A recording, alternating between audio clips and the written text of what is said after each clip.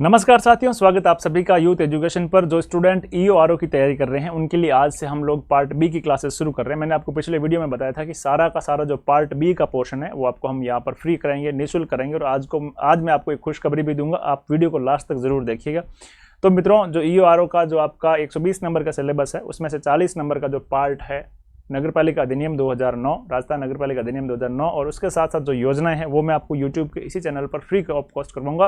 और उन सब की पीडीएफ है जो हमारे टेलीग्राम चैनल पर, जो अभी तक आपने ज्वाइन नहीं किया तो जाकर के ज्वाइन कर लीजिएगा। और वहाँ पर मैं आपको इन सब की पीडीएफ जो है अवेलेबल करवा दूंगा। उस टेलीग्राम चैनल का लिंक मैं इस वीडियो के पिन कमेंट में देख रहा हूँ। तो देखिए, आज हम पढ़ने वाले हैं राजस्थान नगर पालिका अधिनियम 2009 और इस एक्ट में सबसे पहले ये जो गजट नोटिफिकेशन निकला था उसके बारे में देख लेते हैं कि ये 11 सितंबर 2009 को निकला था। कब निकला था? 11 सितंबर 2009 को ये गजट नोटिफिकेशन है वो निकला था और उसी दिन से ये जो है अधिनियम लागू हो गया था मित्रों। तो राजस्थान सरकार का जो विशेषांक है और 2009 का जो अधिनियम संख्या है वो भी इसमें दे रखी है। ये अधिनियम संख्या 18 यानी उस साल का 18वां जो है गजट नोटिफिकेशन निकाला गया, अधिसूचना जो है वो निकाली गई है। आप लोगों को मैं सजेस्ट करूंगा मित्रों, यदि आप बेसिकली मूल एक्ट पढ़ सकते हैं तो उसका कोई मुकाबला नहीं है, लेकिन मूल एक्ट डाउनलोड करने के बाद उसमें कई सारे संशोधन हुए। 2009 के बाद 2011 में भी हुए हैं, 17 में भी हुए हैं, 21 में भी हुए हैं, जो मेजर अमेंडमेंट हुए कई सारी धाराओं के कई सारे सिलेबस में हुए। तो आप लोग कोई भी एक बुक ले, चाहे वो कानून प्रकाशन की हो या किसी और की हो जो आपने पहले पढ़ रखी हो, मैं आपको सजेस्ट करूँगा जो आपने पहले पढ़ रखी हो प्रीफर करें कि आप उसी बुक को दोबारा से पढ़ें। लेकिन यदि आपने पहले नहीं पढ़ रखी हो, पिछले एग्जाम आपने नहीं दिया हो, फॉर्म भर रखा हो और इस वाला एग्जाम आप देने की सोच रहे हो, तो आपको कोई एक बुक जिसमें अमेंडमेंट दे रखी हो, सारे संशोधन दे रखे हो, आप उस बुक को ले आए, साथ साथ पढ़ सकते हो तो मूल एक्ट पढ़ लीजिएगा। और आपने कोई कोर्स ले रखा तो आप वहां से भी पढ़ सकते हैं। सारे टीचर्स आपको अपनी ओर से बेस्ट पढ़ाने की कोशिश करते हैं। मैं आपको एक खुशखबरी दूंगा आज, वीडियो को जरूर देखना, लास्ट तक देखना। देखिए, इस चैप्टर का पहला जो सिलेबस है वो आपके सिलेबस में है ही नहीं। अध्याय 1 मैं फिर से कर रहा हूं मित्रों, सिलेबस में है ही नहीं, लेकिन फिर भी मैं करा रहा हूं। इसका भी एक रीजन है, क्योंकि पिछले एग्जाम में यहां से सवाल आया था और इस पहले चैप्टर में वो सारी चीजें हैं जो आपके आगे सिलेबस में काम आने वाली। यानी पहले चैप्टर में 2 धाराएं हैं, 1 और 2, है ना। 1 और 2 ये 2 धाराएं हैं। प्रारंभिक में कुल कितनी धाराएं हैं? 2 धाराएं हैं। आप लोग निश्चिंत रहें, मैं आपको इसकी पीडीएफ है जो हमारे टेलीग्राम चैनल पर भी दे दूंगा और एप्लीकेशन पर भी दे दूंगा।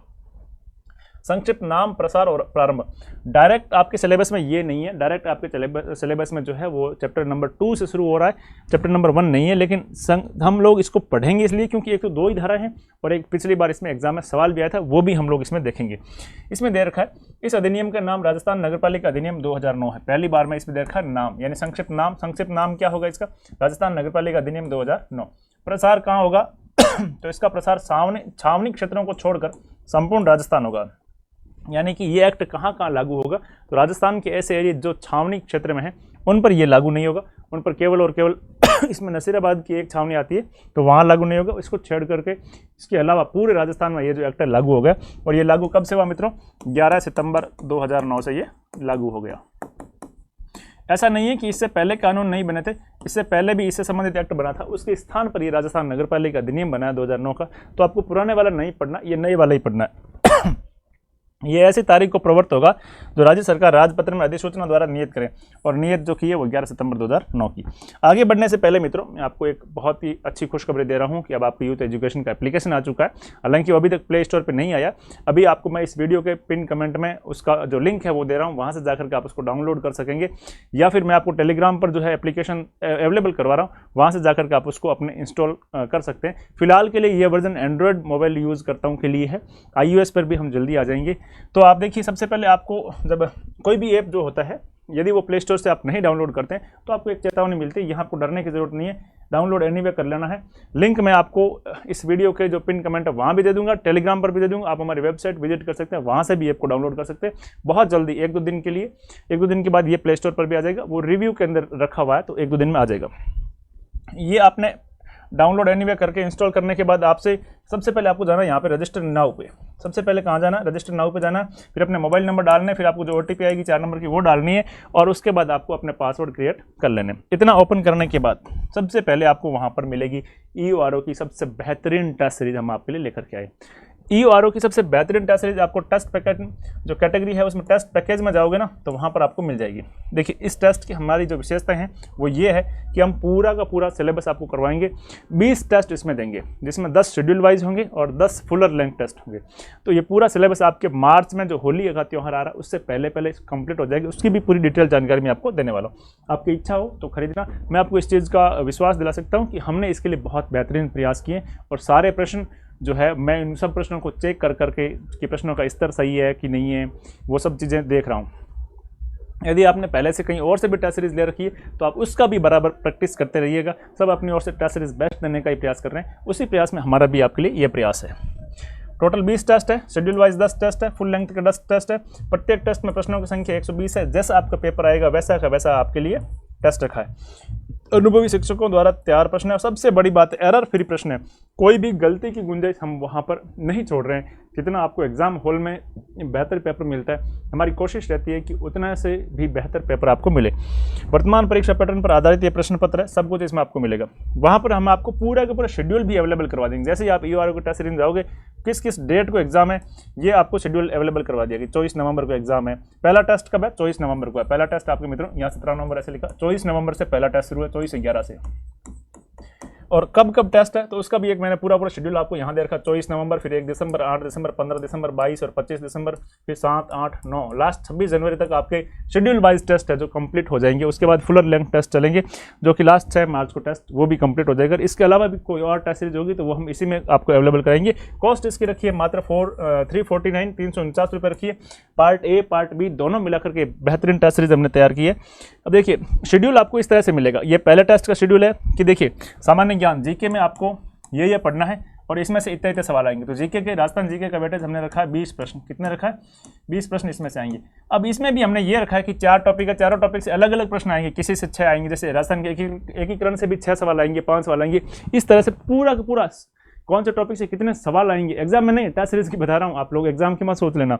तो वो भी हम आपकी कंप्लीट करवा रहे हैं। जैसे मान लो राजस्थान की ज्योग्राफी में से हमने सिलेबस में पॉइंट दिया प्रमुख भू आकृतिक प्रदेश और उनकी विशेषताएं, तो इसको हमने 20 अंक रखा है कि 20 अंक के सवाल है। 20 सवाल वो यहाँ से आएंगे। भारत की राज्य व्यवस्था, संविधान सभा, भारतीय संविधान की विशेषता, उद्देशिका, इन तीनों को मिलाकर के 20 अंक आएंगे। 20 सवाल आएंगे, 20 अंक के आएंगे। जैसा एग्जाम में पैटर्न है वैसा का वैसा पैटर्न हम यहाँ फॉलो कर रहे हैं। अगले वाला टेस्ट में मैं आपको ये भी बता दूंगा संविधान सभा से कितने सवाल आएंगे, संविधान की विशेषता से कितने आएंगे, उद्देशिका से कितने आएंगे वो भी बता देंगे। करंट अफेयर इस बार हमने जुलाई का डाला है और यहाँ से भी 20 प्रश्न आएंगे। हर बार हम आपको एक्ट में एक योजना देंगे और इस योजना से 10 प्रश्न आएंगे और फिर एक्ट से 30 प्रश्न आएंगे। ये हम एक स्टैंडर्ड फॉलो करने का प्रयास करेंगे और यही फॉलो करेंगे। तो देखिए कोई एक योजना से यदि आप 10 प्रश्न शेड्यूल वाइज टेस्ट में पढ़ के जाते हो फिर फुलर लेंथ टेस्ट में आता तो आप उस योजना को पूरी तरह से कवर कर लेंगे। तो ये इस तरह से हमारा शेड्यूल रहेगा और सारा शेड्यूल आपको यहाँ पर मिल जाएगा। एप्लीकेशन में सारा शेड्यूल दे रखा है, वहाँ से आप हर टेस्ट का शेड्यूल डाउनलोड कर सकेंगे। फिलहाल एप्लीकेशन टेलीग्राम पर दिए गए लिंक से या टेलीग्राम पर जो एप्लीकेशन अवेलेबल करवाया है वहाँ से जाकर के इंस्टॉल कर लीजिएगा, डाउनलोड एनीवे कर लीजिएगा और उसके बाद आप इस टेस्ट सीरीज को ले सकते। 349 रुपीज़ है मात्र और ये आपको शेड्यूल पूरा का पूरा टेस्ट सीरीज दे रखा है। यहाँ से आप जाएंगे। अगर इस दौरान आपको ऐप को डाउनलोड करने में किसी भी तरह की कोई भी समस्या आती है, प्रॉब्लम आती है, तो आप ये जो नंबर दे रखे ना इन नंबरों पर कॉल कर दीजिएगा या आप एप्लीकेशन के फीचर में ही आपको वहाँ पर एक कॉल और व्हाट्सएप का चिन्ह दे रखा, वहाँ से डायरेक्ट व्हाट्सएप पर चैट या कॉल करके भी किसी भी प्रकार की समस्या का समाधान कर सकते हैं। तो आपको ये सारे टेस्ट सीरीज के बारे में जानकारी थी, मुझे लगा देना जरूरी है। जल्दी ही आपका जो ये एप्लीकेशन है वो प्ले स्टोर पर आ जाएगा और वहाँ से आप डायरेक्ट डाउनलोड कर सकेंगे। फिलहाल के लिए ये टेलीग्राम पर अवेलेबल है और फिलहाल के लिए आपको इसको टेलीग्राम पर दिए गए लिंक से ही जाकर के डाउनलोड करना है और डाउनलोड और इंस्टॉल करने के बाद आपको ये सारी चीज़ें वहाँ पर मिल जाएगी। वापिस आते, ये तो थी आपके लिए टेस्ट सीरीज की बात। टेस्ट सीरीज आपकी इच्छा हो तो लेना, आपकी इच्छा नहीं है, आपने कहीं और से ले रखी है तो आप कहीं और से ले रखिए, उसके साथ पूरी शिद्दत के साथ प्रैक्टिस करना। हमारा कोई फोर्स नहीं है कि आप ये लोगे तो ऐसा हो जाएगा। सिलेक्शन मित्रों मैं कह रहा हूँ तभी होगा जब आप पढ़ेंगे, लेकिन स्मार्ट तरीके से। जब पोस्टें कम हो तो आपके पढ़ने के बाद टेस्ट देना बहुत ज़्यादा ज़रूरी हो जाता है। आप पहले से रेगुलर किसी इंस्टीट्यूट के साथ टेस्ट सीरीज में जुड़े, बहुत बेहतरीन बात है, वहाँ बेहतर करिएगा, पिछले बार से अधिक अंक लाने का प्रयास कीजिएगा। इसी सिलसिले में हमने भी कोशिश की है कि EORO की एक बहुत बेहतरीन और डेडिकेटेड टेस्ट सीरीज आपको दे और मात्र नॉमिनल से प्राइस में हम आपको लिए ये टेस्ट सीरीज दें। तो 20 टेस्ट हमने रखे हैं मात्र 349 रुपीज़ में और मैं आपको इस टेस्ट सीरीज में निराश नहीं होने दूंगा। आइए अब हम वापस पढ़ते हैं इसकी ओर। देखिए धारा 1 हमने पढ़ी थी। धारा 1 में जो लिखा था संक्षिप्त नाम प्रसार है ना, इसका नाम क्या होगा, प्रसार कहाँ होगा, संक्षिप्त नाम क्या होगा, या इसका कार्यक्षेत्र कितना रहेगा, कब से प्रवृत्त होगा, दिनांक, तो ये तीनों बातें थी। तो संक्षिप्त नाम राजस्थान नगरपालिका अधिनियम 2009, हाँ, और उसका जो विस्तार है छावनी क्षेत्र को छोड़ करके संपूर्ण राजस्थान, और प्रवृत्त कब से होगा, जब राज्यपाल गजट नोटिफिकेशन से ऐसी डेट प्रवृत्त करे, और वो थी 11 सितंबर 2009। मैं आपको जो एक्ट पढ़ाऊंगा वो मूल एक्ट भी है और इसमें संशोधनों सहित भी है, सारा कुछ है। मतलब यहाँ से पढ़ने के बाद आपको कहीं से भी और किसी जगह से कुछ कमी कंटेंट की नज़र नहीं आएगी। पूरा कंटेंट मैं आपको सरल भाषा में समझा दूंगा। और इसके साथ साथ मेरा प्रयास ये भी रहेगा कि मैं पिछले एग्जाम जो हुआ था आपके 14 मई को, उसमें प्रश्न आए थे ना, तो कौन सा टॉपिक से आए थे उस टॉपिक के साथ रिलेट करके बता दूंगा, तो वहाँ से प्रश्न आए थे। तो और मैंने इसके साथ कोशिश भी की है कि मैं आपकी इंग्लिश की जो टर्म है वो भी साथ साथ लेके आऊँ, इंग्लिश की जो टर्म है वो भी आप साथ साथ देखें, ताकि आपको हिंदी और इंग्लिश दोनों पढ़ना में आसान रहेगा। मित्रों, मैं आपको एक और सलाह दूंगा कि आप हिंदी वर्जन के साथ साथ कम से कम शब्दावली को तो इंग्लिश में ज़रूर पढ़ लें। आगे हम एग्जाम में जो सवाल आए उनमें इस विषय पर भी डिस्कस करेंगे कि यहाँ अगर आप इंग्लिश पढ़े होते तो आपको आसानी से समझ में आ जाता, और इससे इंग्लिश मीडियम वाले बच्चे भी साथ साथ ही पढ़ सकते हैं। तो देखिए, धारा 1 हमने देख ली, धारा 2 में परिभाषाएं, सीधा सीधा ये दोनों धाराएं सिलेबस में नहीं है, लेकिन पूरे सिलेबस को पढ़ने के लिए इनको पढ़ना जरूरी। परिभाषाएं, परिभाषाएं का क्या मतलब है कि पूरे एक्ट में यदि आपके ये शब्द आएंगे तो उनका मतलब क्या होगा। यानी आगे हम एक्ट पढ़ेंगे, किसी एक्ट की, उस एक्ट की किसी धारा में यदि समपरीक्षक लिखा हुआ गया तो उस समपरीक्षक का मतलब क्या होगा। आगे हम एक्ट पढ़ेंगे, उस एक्ट में कहीं पर भी पिछड़े वर्ग लिखा हुआ गया तो उसका मतलब क्या रहेगा, कहीं पर भी तुलन पत्र लिखा हुआ गया तो उसका मतलब क्या रहेगा। अब देखिए, हिंदी इंग्लिश का कितना फर्क पड़ता है। आप समपरीक्षक पढ़ते हो और इंग्लिश में ऑडिटर पढ़ते हो, इंग्लिश में क्या पढ़ते हो, ऑडिटर पढ़ते हो, तो आपको कितना मजा आ जाता है कि हाँ यार, ऑडिटर को ही समपरीक्षक कहते हैं। तो इस तरह से साथ साथ में कम से कम शब्दावली तो आप इंग्लिश में पढ़ लो, पूरा एक्ट नहीं पढ़ो तो भी कोई बात नहीं, शब्दावली आप जो है इंग्लिश में जरूर पढ़ लीजिएगा। तो धारा 2 करते हैं, इस क्लास में हम धारा 1 और 2 करेंगे, और कोशिश ये करेंगे कि 10-10 धाराओं के पैकेट में हम आप जो है आप तक पहुँचाएँ, और हमारी कोशिश ये रहेगी कि बेहतरीन कंटेंट पहुँचाएंगे, ठीक है। अब हम आते हैं इन परिभाषाओं पर, और इनको एक बार सरसरी नज़र से और अच्छे से देख लेते हैं। समपरीक्षक, ऑडिटर, इसका इस एक्ट में वही मतलब होगा जो राजस्थान स्थानीय निधि परीक्षा अधिनियम 2054 समपरीक्षा है।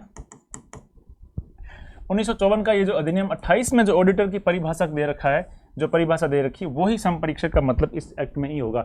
यानी कि जो राजस्थान स्थानीय निधि समपरीक्षा अधिनियम 1954 में जो दे रखी है समपरीक्षक यानी ऑडिटर की परिभाषा वही यहाँ पर है। तो जनरली जो ऑडिट करता है वो ऑडिटर कहलाता है, और ऑडिटर उसमें यही है।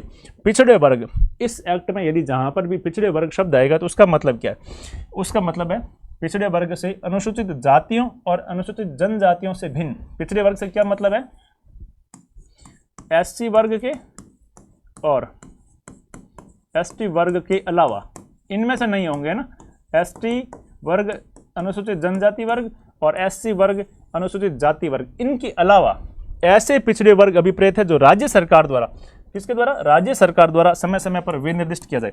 एक बात ध्यान रखना यहाँ पे कि सेंट्रल गवर्नमेंट में यदि कोई ओबीसी में हो तो कोई जरूरी नहीं कि वो स्टेट गवर्नमेंट में ओबीसी में हो, उसका स्टेट गवर्नमेंट द्वारा उस कैटेगरी को जो एससी एसटी में नहीं है, ओबीसी में है, वो ही केवल और केवल किस में होंगे, पिछड़े वर्ग में शामिल होंगे। राज्य सरकार द्वारा पिछड़े वर्ग निर्दिष्ट किए जा सकेंगे, बैकवर्ड क्लासेस। अब है तुलन पत्र, बैलेंस शीट। धारा 92 के अधीन तैयार किया गया तुलन पत्र अभिप्रेत है। इस अधिनियम की धारा 92 92 उसमें बैलेंस शीट दे रखी है, तो वहां पर जो बैलेंस शीट दे रखी है उसका जो मतलब है वही इसमें मतलब है। अब देखिए, एग्जाम में ये इस तरह से सवाल आया था आपके पिछली बार, इस सवाल पे भी हम डिस्कस कर लेते हैं कि ये सवाल कैसे बना था। राजस्थान नगरपालिका नियम 2009, राजस्थान नगरपालिका नियम 2009, यह देखिए कि धारा 2 की परिभाषा के अनुसार निम्नलिखित में से कौन नगरपालिका शब्द में शामिल नहीं है। अब देखिए, ये जो है आपका आगे आएगा, नगरपालिका जो शब्द है वो किसमें, इसमें कौन शामिल नहीं है, नगरपालिका परिषद, नगरपालिका बोर्ड, नगर निगम या राज्य परिषद। इसका राइट आंसर तो है राज्य परिषद, इसमें शामिल नहीं है। लेकिन ये जो है आपकी इस एक्ट की धारा 2 में दे रखा है, तो इस एक्ट की धारा 2 में आपको यहाँ पर दे रखा है, वो मिल जाएगा। तो इस तरह से सवाल आते हैं, इसलिए हमको इसको पढ़ना जरूरी है। जैव चिकित्सा अपशिष्ट जो है, जैव चिकित्सा अपशिष्ट, बायोमेडिकल वेस्ट, कौन कौन से बायोमेडिकल वेस्ट होते हैं उसमें इनमें जो कैटेगरी दे रखी है वो ही उसमें शामिल है। अब आपको सवाल ये दे देगा कि राजस्थान नगरपालिका अधिनियम 2009 की धारा 2 में परिभाषित जैव चिकित्सा अपशिष्ट में से निम्नलिखित में से कौन शामिल नहीं है, और इनमें से 3 ऑप्शन दे देगा, एक ऑप्शन नहीं देगा, तो आपको वो जो है नहीं देगा वो याद रखना है। अब ये याद कैसे रहेगा, तो ये बार बार पढ़ने से याद रह जाएगा। बार बार आपको यदि इसको पढ़ोगे तो आप यही आपके लिए याद रह जाएगा। अब क्या है जैव चिकित्सा अपशिष्ट, बायोमेडिकल वेस्ट, इससे ऐसा कोई अपशिष्ट अभिप्रेत है जो मानवों या पशुओं के निदान, उपचार या प्रतिरक्षीकरण के दौरान या उनसे संबंधित किन्हीं अनुसंधान क्रियाकलापों या जैव पदार्थों के उत्पादन या परीक्षण के दौरान उत्पन्न हुआ है, और इसमें निम्नलिखित सम्मिलित है। जैसे मान लो हॉस्पिटल्स में हम मनुष्य के शरीर या जानवरों के शरीर से जो जो कचरा निकलता है, जैसे किसी का ऑपरेशन हुआ, वो सब चीज़ें जो बायोमेडिकल वेस्ट निकली वो या जानवरों से निकली या जानवरों से पाई गई, तो वो सारा बायोमेडिकल वेस्ट में आता है। जैसे उसका भी व्याख्या किया कौन कौन से मानव शारीरिक अपशिष्ट, यदि किसी का अंग काटना हो, हॉस्पिटल्स का जो कचरा है बायोमेडिकल वेस्ट का, पशुओं का अपशिष्ट है, सूक्ष्म जीव विज्ञान जो माइक्रोबायोलॉजी है और जैविक प्रौद्योगिकी उसके जो अपशिष्ट है वो इसमें शामिल होंगे। अपशिष्ट तीक्ष्णाग्र वो भी इसमें शामिल होंगे। फेंकी गई औषधें और कोशिका आविष औषधियाँ, ठोस अपशिष्ट, द्रव अपशिष्ट, भस्मन राख और रासायनिक अपशिष्ट, ये सारी चीज़ें बायोमेडिकल वेस्ट में शामिल होगी। इनमें से यदि कोई एक नहीं है वो आपको एग्जाम में दे देगा, तो इसको आप इंग्लिश में साथ साथ में पढ़ोगे तो भी आपको बहुत अच्छे से समझ में आ जाएगा। तो ये बायोमेडिकल वेस्ट में ये चीज़ें शामिल हैं। पुल का क्या मतलब होगा कि पुलिया जो होगा वो भी पुल में सम्मिलित होगा, यानी कि ब्रिज, जो ब्रिज है, अगर कहीं पुल लिखा है और कहीं पुलिया लिखा है तो जो पुलिया लिखा है ना वो उस ब्रिज में शामिल है। बजट प्राकलन, बजट एस्टिमेट, धारा 87 में दे रखा है बजट एस्टिमेट, इस अधिनियम की ही धारा 87 में दे रखा है बजट एस्टिमेट, बजट प्राकलन तैयार करना, धारा 87। तो धारा 87 में जो बजट प्राकलन का अर्थ है वो पूरे एक्ट में उसका अर्थ वही रहेगा, बजट एस्टिमेट है ना, वो कैसे होगी वो हम आगे उसको पढ़ेंगे। बजट अनुदान, बजट ग्रांट, बजट ग्रांट से किसी बजट प्राकलन के वह पक्ष में किसी वृहत शीर्ष के अधीन प्रविष्ट और नगरपालिका द्वारा अंगीकृत कुल राशि अभिप्रेत है। यानी बजट अनुदान, इससे क्या मतलब होगा, किसी बजट प्राकलन जो बजट एस्टिमेट किया उसके वह पक्ष में से जो उसका एक्सपेंडिचर हुआ, जो उसका खर्चा हुआ, जो उसका एक्सपेंडिचर हुआ वह हुआ, उसके किसी हेड से उसके अधीन प्रविष्ट और नगरपालिका द्वारा अंगीकृत कुल राशि क्या कहलाएगी, बजट अनुदान कहलाएगी। और उसमें इस अधिनियम और उसके अधीन तदधीन यानी उसके अधीन बनाए गए नियमों और विधियों के उपबंधों के अनुसार अन्य शीर्षों से या मैं अंतरण द्वारा ऐसे बजट अनुदान में की गई बढ़ोतरी या कटौती की राशि भी शामिल है। यानी कि नगरपालिका का जितना अनुदान मिलेगा वो नगरपालिका का जो है बजट ग्रांट कहलाएगा। भवन निर्माता कौन होगा, विकास कर्ता कौन होगा, बिल्डर कौन या डेवलपर कौन होगा, वो भी इस एक्ट में आपको दे रखा है कि बिल्डर से संबंधित पर्टिकुलर जो अर्थ है वो यही होगा। बिल्डर या डेवलपर से ऐसा कोई अभिकरण, अभिकरण मतलब एजेंसी, अभिकरण मतलब क्या होगा, एजेंसी या कोई व्यक्ति, ये अभिप्रेत है जिसने अपनी स्वयं की भूमि, खुद की भूमि पर या किसी करार, किसी एग्रीमेंट के अधीन किसी दूसरे की भूमि पर कोई कॉम्प्लेक्स संनिर्मित किया है, कॉम्प्लेक्स संनिर्मित किया, कॉम्प्लेक्स का जो बिल्डिंग किया है, तो वो कॉम्प्लेक्स बनाया है, खुद की भूमि पर बनाया है या कोई करार के तहत, कोई एग्रीमेंट के तहत किसी और की भूमि पर जिसने बनाया, तो जो डेवलपर है वो उसका मतलब वही होगा, इसने या तो खुद की भूमि पर कोई कॉम्प्लेक्स बनाया, कोई भवन नहीं लिखा, कोई कॉम्प्लेक्स लिखा है, व्यावसायिक प्रयोजन के लिए लिखा है। तो कोई ऐसी एजेंसी भी हो सकती है, कोई ऐसा व्यक्ति भी हो सकता है, दोनों हो सकते हैं। भवन निर्माता और विकासकर्ता से ऐसा कोई अभिकरण या ऐसी कोई एजेंसी या व्यक्ति अभिप्रेत है जिसने अपनी स्वयं की भूमि पर या किसी करार के अधीन किसी अन्य की भूमि पर भी कोई कॉम्प्लेक्स निर्मित किया हो। भवन, अब बिल्डिंग क्या होगी उससे भी आपको समझना है, हालांकि ये थोड़ा सा क्रिटिकल है लेकिन 2 से 3 बार आप इनको पढ़ोगे तो आपको ये समझ में आ जाएगी। बिल्डिंग से किसी भी प्रयोजन के लिए और किसी भी सामग्री से संनिर्मित कोई संरचना अभिप्रेत, देखिए मैं इनको हो सकता है तो छोटी सी संक्षिप्त में कंसाइज करके लेके आ जाता, लेकिन सिलेक्शन के लिए मित्रों मैं कह रहा हूँ बोरिंग से भरा हो सकता है एक्ट, लेकिन आपको एक्ट, मूल एक्ट पढ़ना ही पड़ेगा। उसकी लैंग्वेज बहुत ही ज़्यादा कई बार कॉम्प्लिकेशन हो जाती है, कई बार आपको हिंदी इंग्लिश दोनों पढ़ने के बाद इजी से समझ में आ जाती है। तो ज़्यादा घबराने की जरूरत नहीं, पहली बार में किसी को समझ में नहीं आता, पहली बार में चीज़ें टफ ही लगती है। ये वीडियो देखिए, इसके साथ साथ आप खुद जाकर के किताब को, एक्ट को पढ़िए, आपको कई सारी चीज़ें बहुत अच्छे से समझ में आ जाएगी। इस एक्ट में जहाँ कहीं भी भवन लिखेगा उसका क्या मतलब होगा, भवन से किसी भी प्रयोजन के लिए और किसी भी सामग्री से संनिर्मित कोई संरचना अभिप्रेत है जिसमें क्या शामिल होगी, नींव शामिल होगी, प्लिंथ शामिल होगी, दीवारें होगी, फर्श होगा, छत होगी, चिमनियाँ होगी, या कोई स्थिर चबूतरा होगा, या बरामदे बालकनियाँ होगी, कार्निसें या बहिर्गत भाग या किसी भवन का कोई भाग या उससे संसक्त कोई वस्तु या किसी भूमि की बाड़बंदी करती हुई या बाड़बंदी करने के लिए आश्रित, यानी कि बाड़बंदी करने के उद्देश्य से कोई भी दीवार जिसकी 3 मीटर से कम ऊंचाई नहीं हो, 3 मीटर से अधिक ऊंची, कितनी, 3 मीटर से अधिक ऊंची, 3 मीटर प्लस होनी चाहिए, ऐसी बाड़ शामिल है। चिन्ह या बाह्य अभिदर्शक संरचना सम्मिलित है, किंतु इसमें कोई तंबू सम्मिलित नहीं है, कोई शामियाना सम्मिलित नहीं है, या कोई त्रिपाल है या त्रिपाल का आश्रय है, वो इसमें सम्मिलित नहीं होगा। ये 3 चीजें इसमें नहीं आएगी।